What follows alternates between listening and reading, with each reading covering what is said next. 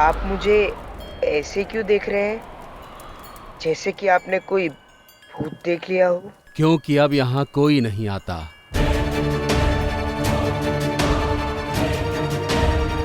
12 वर्षों से तो यहाँ कोई आया नहीं। आज तुम्हें अचानक देखा तो खैर, इस समय तुम यहाँ क्या कर रहे हो? कदाचित मार्ग भटक गए होगे। हाँ, कुछ ऐसा ही समझ लीजिए। वैसे आप यहाँ कितने समय से हैं? बहुत पुराने समय से, जब पीपली वन खंडहर नहीं था, क्षत्रियों के गौरव का प्रतीक माना जाता था। जब उस क्रूर धनानंद का नहीं, पीपली वन के शौर्य का ध्वज फहराता था। जब पीड़ा की चीत्कार नहीं, हर्ष और उल्लास की किलकारियां गूंजा करती थी, तब से मैं यही हूं। अच्छा, तो आप इसे तो अवश्य जानते होंगे ना?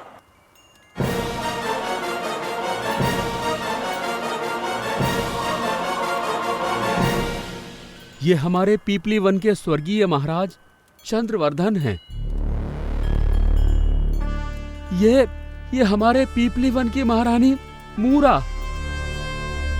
और ये हैं हमारे पीपली वन के राजकुमार चंद्रगुप्त मौर्य। क्या क्या क्या नाम बताया आपने राजकुमार का? चंद्रगुप्त मौर्य, क्षत्रिय कुल का अंतिम सूर्य, मौर्य वंश का अंतिम उत्तराधिकारी, पीपली वन का राजकुमार चंद्रगुप्त मौर्य। चंद्रगुप्त मौर्य।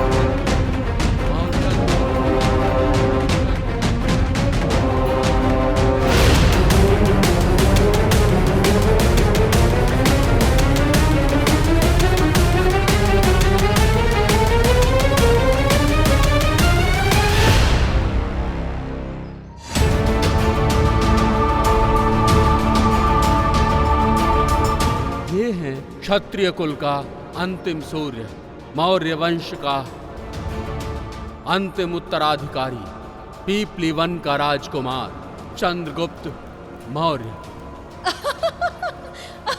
रुक जाओ।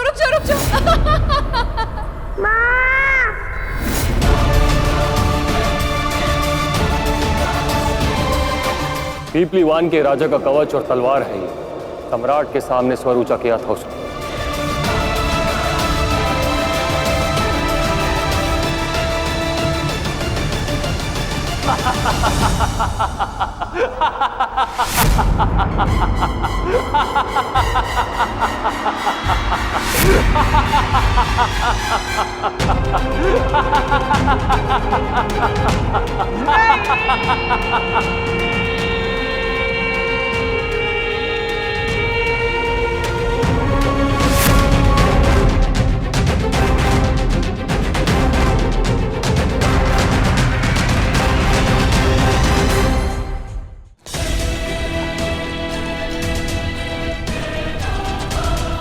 आपका स्थान यहां नहीं, वहां। मैं मगध की धरती पर मगध की ताकत और मगध शाह धनानंद से अपनी शिकस्त दोनों कबूल करता हूं।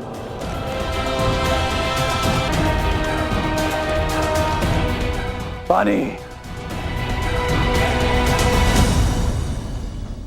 मैंने कहा पानी।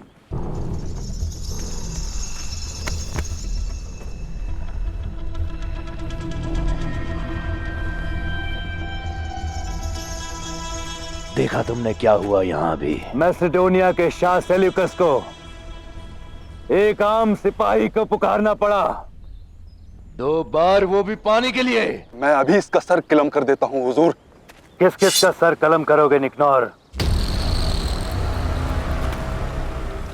शाह की फतेह सिर्फ दुश्मनों को ही नहीं, उसके सिपाहियों को भी उसके आगे झुकाती है। और शाह की शिकस्त मेरे आदमियों के दिलों में मेरे लिए खौफ और इज्जत कम हो रही है। और ये सब उस मगरूर धनानंद की वजह से, जो उसने मेरी बेइज्जती की है। उसकी वजह से मेरे अपने लोगों के बीच मेरा दबदबा कम हो रहा है। नहीं, मैं तक्षशिला नहीं लौट सकता। फिर हुजूर की ख्वाहिश क्या है? इज्जत। मैं अपनी खोई हुई इज्जत और रुतबा हासिल करना चाहता हूं और उस धनानंद को उसकी औकात दिखाना चाहता हूं। एक खत लिखो शाह धनानंद के नाम कि जाने से पहले हमारी दोस्ती के नाम एक और खेल खेलने की ख्वाहिश रखता हूं। खेल जिसे और जिसके खिलाड़ी मैं चुनूंगा। हुजूर, दोस्ताना मुकाबला? हाँ, पर इस दोस्ताना खेल के पीछे मैं उस खेल का इंतकाम लूंगा जो खेल धनानंद ने मेरे साथ खेला है।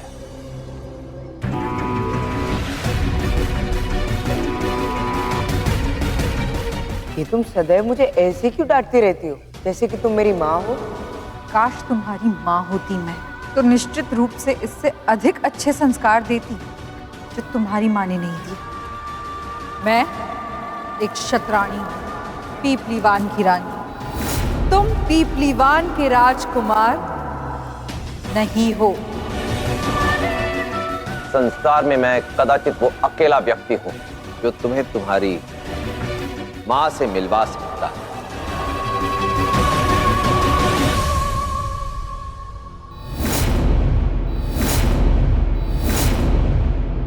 तुम्हें सकुशल देखकर प्रसन्नता हुई चंद्रगुप्त।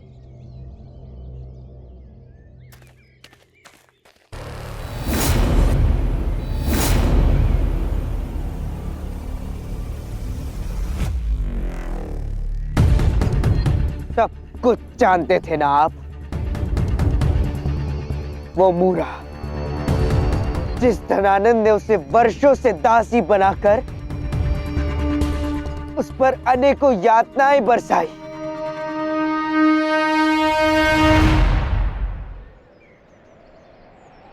वो मेरी मां है,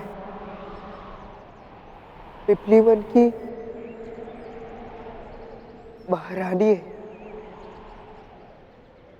सब जानते थे ना आप, फिर भी सहजता से मुझे ज्ञान देते रहे। कहा कि कैसे हमारे लिए मातृभूमि सर्वोपरि है, कि कैसे मुझे अपनी मातृभूमि के प्रति अपार निष्ठा दिखानी चाहिए। केवल हमें गर्भ से जन्म देने वाली ही हमारी मां नहीं होती, मातृभूमि भी हमारी मां होती है। मुझे हर बार, हर क्षण अपने अतीत के विषय में जानने से रोकते रहे। किसने दिया आपको यह अधिकार कि जब चाहे, जैसे चाहे, किसी के भी जीवन की भावनाओं के साथ खेल सकते हैं आप? तुम्हें अखंड भारत का भावी सम्राट बनना है चंद्रगुप्त, और मैंने जो भी किया केवल इसलिए किया ताकि तुम्हें एक सम्राट के कर्तव्यों और उत्तरदायित्वों से अवगत करा सकूं, क्योंकि अखंड भारत का निर्माण एक सक्षम सम्राट के अधीन ही होगा। बस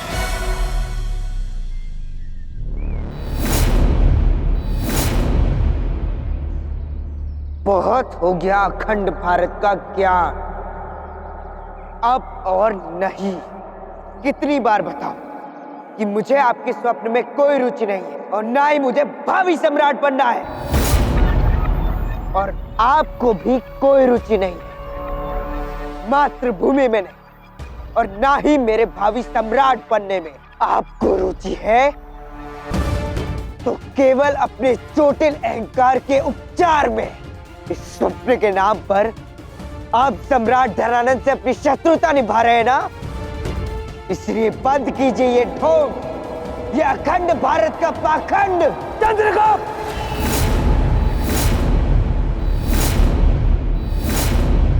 मेरी प्रतिज्ञा को अहंकार का नाम देकर उसे अपमानित मत करो। इस संसार में कुछ अन्य शाश्वत हो या ना हो, परंतु एक सत्य, एक भावना शाश्वत है, और वो ये कि विष्णुगुप्त चाणक्य के लिए उसकी मातृभूमि से अधिक कुछ भी नहीं। आपका देश, आपकी प्रतिज्ञा, आपका स्वप्न, सब कुछ आप और केवल आप में ही सीमित है।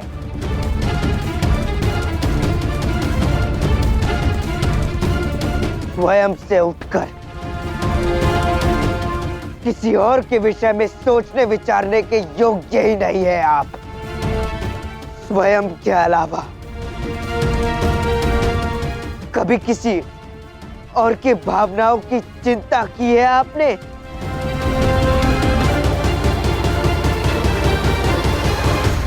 जब मैं पिपलीवन के महल में गया था, मैंने अपनी मां की चित्कार सुनी। उस क्रूर धनानंद का अट्टहास सुनाई दिया। और अपनी मां से बिछड़ते समय अपने बचपन की चीखें सुनी।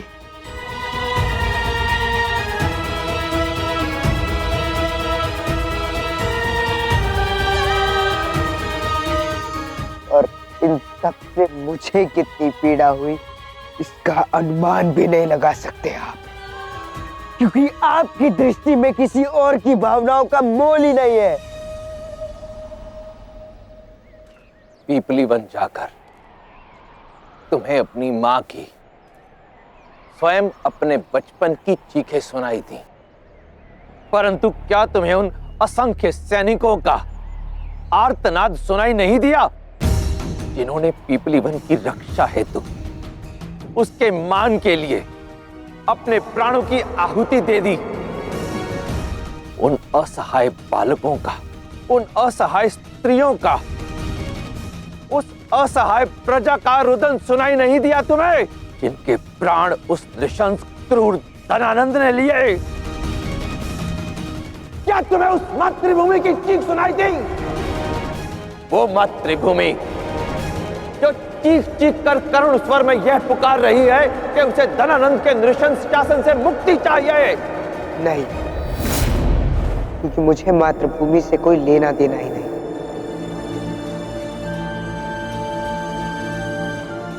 इस समय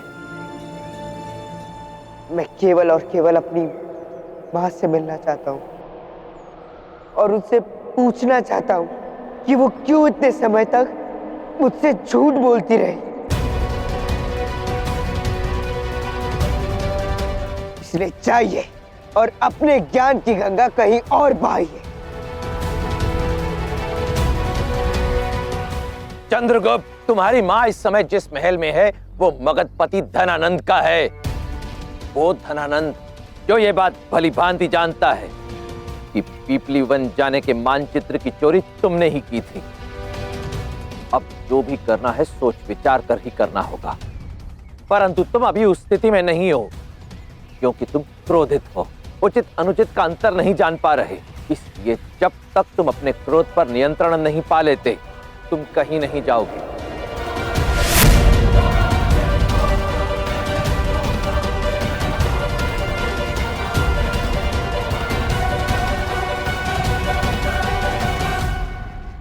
मैं महल अवश्य जाऊंगा और अपनी मां से अपने प्रश्नों के उत्तर भी ज्ञात कर लूंगा।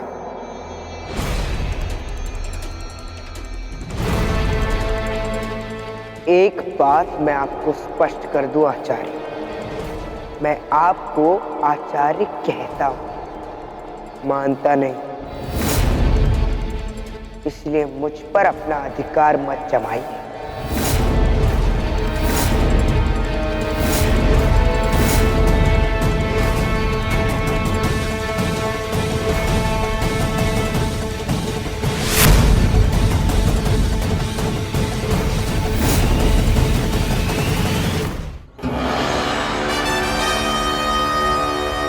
आश्चर्य, मल्लयुद्ध में अपने अपमान के पश्चात आप एक बार पुनः खेल की प्रतियोगिता का प्रस्ताव मेरे सम्मुख ले आए मित्र सेल्यूकस, क्योंकि मुझे लगा जो मजबूत रिश्ता हम बनाने जा रहे हैं,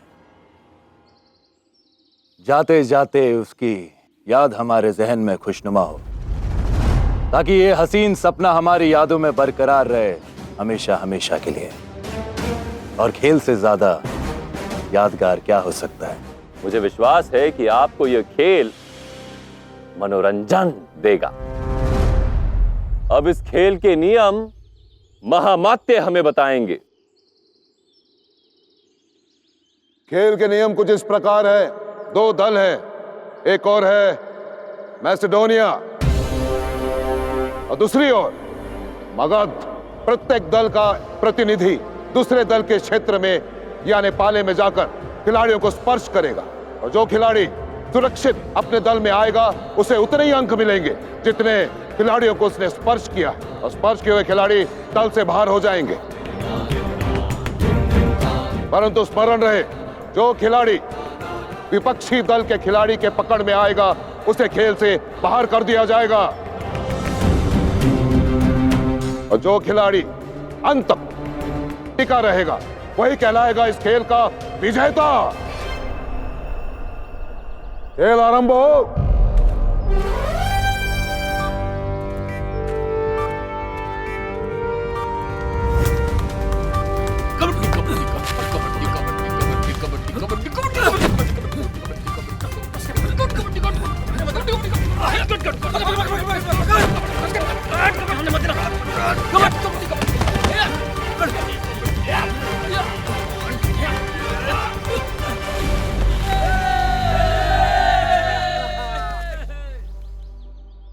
और खेल के प्रारंभ में ही मैसेडोनिया दल ने 1 अंक अर्जित किया है।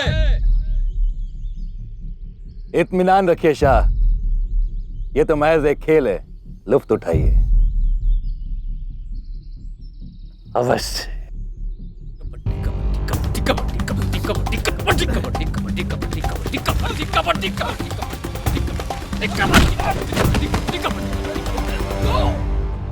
और मगध को एक और हानि पहुंची है, उनके दल का एक खिलाड़ी बाहर। इसके साथ मैसेडोनिया 2 मगध 0 पर।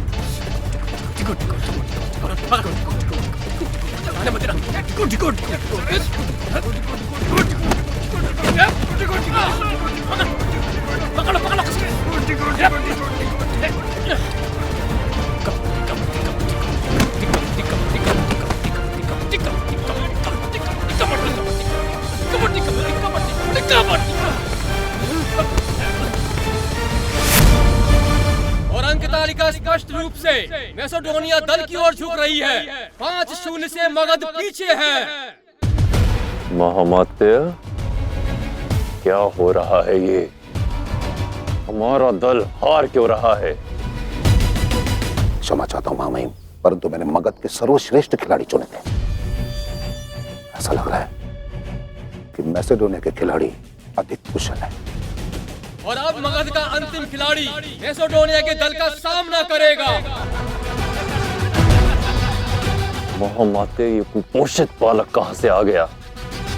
इसकी आंखों में अभी से भय दिख रहा है, कुछ नहीं कर पाएगा ये।